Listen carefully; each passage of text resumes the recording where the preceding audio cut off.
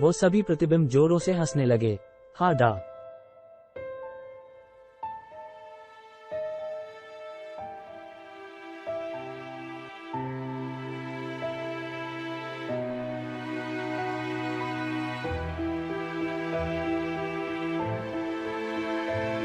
तभी भैरवी को छाया युद्ध के मैदान में दिखी। उसे कुछ याद आया।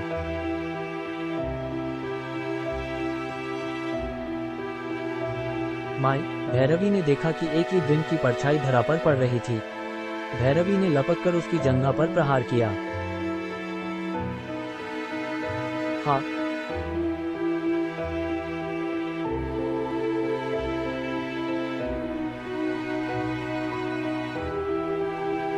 वो सभी मायावी प्रतिबिंब लुप्त हो गए तथा असल त्रिकुण वहीं उपस्थित था। आहा।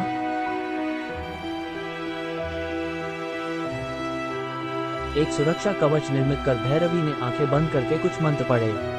वही धनुष बाण अब भैरवी के हाथ में था। भैरवी को ज्ञात हुआ कि पहले उसे त्रिकुण को थकाना होगा, तब माया का खेल संसार जाने, भेद ना जाने को यह जो माया का नाश कर दे।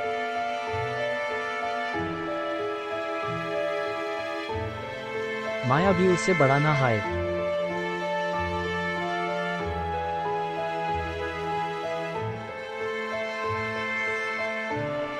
उसने बाण को अदृश्य किया तथा तलवार हाथ में ली। त्रिकुण भी अपनी तलवार के साथ उसके सन्मुख था।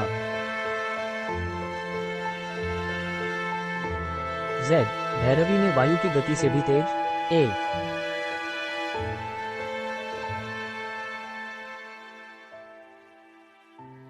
व्य बाजू तलवा का प्रहार त्रिक्यू पर किया। उसका रक्त बहने लगा। वुश।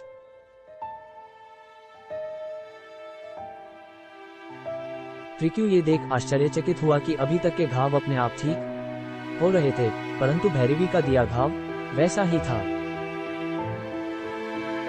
वह भैरवी की ओर दौड़ा। भैरवी वक्राकार त्रिकोण में घूमी तथा त्रिकोण की पीठ पर एक गहरा घाव दिया। दो ऐप।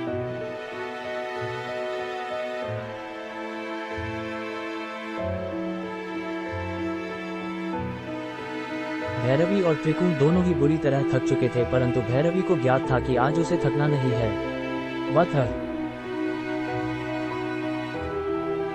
घोड़ा। उसने गोलाकार चक्र में घूम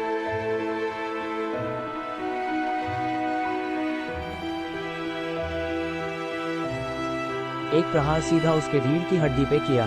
कार।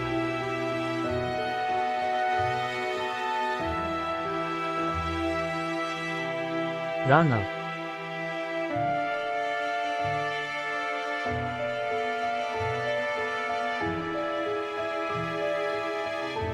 सी।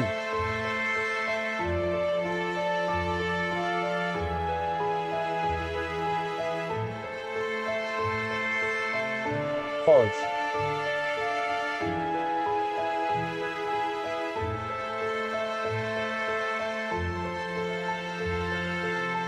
त्रिकुण अपने घुटनों पर आ चुका था। भैरवी ने धनुष का आवाहन कर उसे अपने हाथ में लिया। शक्ति बाण का आवाहन कर उसने निशाना त्रिकुण के हृदय की ओर साधा। भाग समस्त राक्षस कुल जीवित होता, परंतु तुम्हें यही चाहिए था, तो यही सही। त्रिकुण ने आसपास देखा। सभी राक्षस व राक्षसी मृत पड़े थे। उसके नेत्रों में अश्रु। भैरवी ने शक्ति बाण को धनुष से मुक्त किया, जो सीधा त्रिकुण के हृदय में सम गया।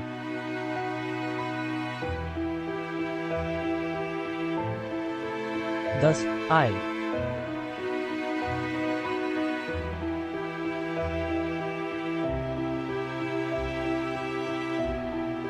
त्रिकुण के शरीर में रोशनी चमकने लगी, जिसके समाप्त होते ही त्रिकुण धराशायी हुआ तथा राक्षसों का सम्राट त्रिकुण भी हमेशा के लिए मृत्यु शैया को प्यारा हो गया।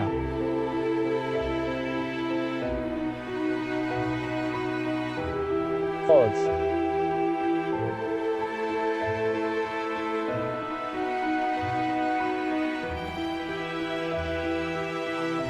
भैरवी ने अपनी आंखें बंद कर सभी देवी देवताओं का स्मरण किया। आकाश से पुष्प वर्षा होने लगी। पूरे युद्ध क्षेत्र में भैरवी के जयकारे लगाए जा रहे थे।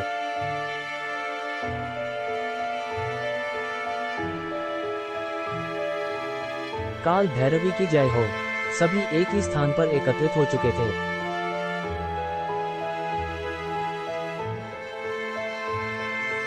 हमें तुम पर गर्व है भैरवी। आज तुमने अपनी माता का भी प्रतिशोध पूरा किया है। डी। सूरज ढलने लगा था, तभी भैरवी ने देखा कि छाया अपने जगह से उठने लगी थी। रुको छाया, मेरा उद्देश्य पूरा हुआ भैरवी। भैरव ने मुझे तुम्हारी सहायता के लिए उत्पन्न किया था। अब मुझे जाना होगा। लेकिन क्यों? तुम सदैव हमारे साथ क्यों नहीं रह सकती, मेरी बहन बनकर?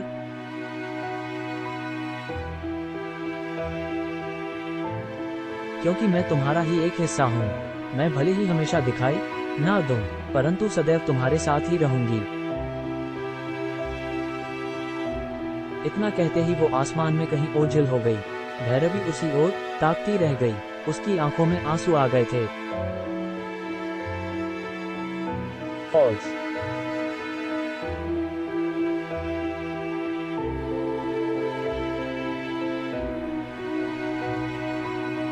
एक माह पश्चात शरद पूर्णिमा के अवसर पर सम्राट रुद्र ने एक जनसभा बुलाई।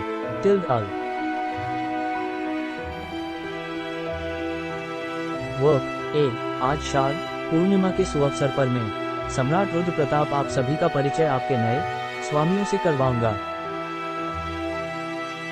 सर्वप्रथम आपके नए सम्राट करणवीर।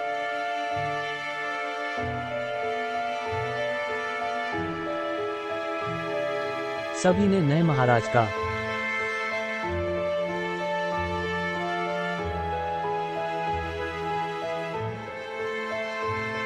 तालियों से स्वागत किया। आपके नए महामंत्री।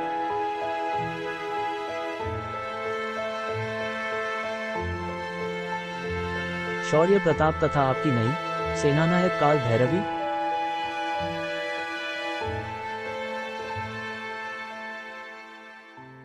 सम्राट ने नए अधिकारियों को उनके मुकुट पहनाए तथा विकराल ने भैरवी को सेनापति पद का चिन्ह सौंपा।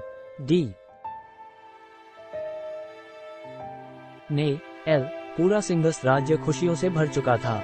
सभी जन नारे लगाए जा रहे थे। सम्राट करणवीर की जय, महामंत्री शौर्य प्रताप की जय, सेनापति काल भैरवी की जय।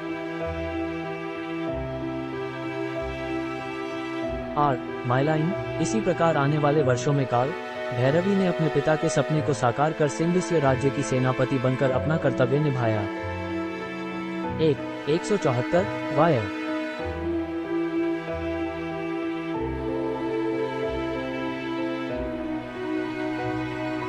समाप्त।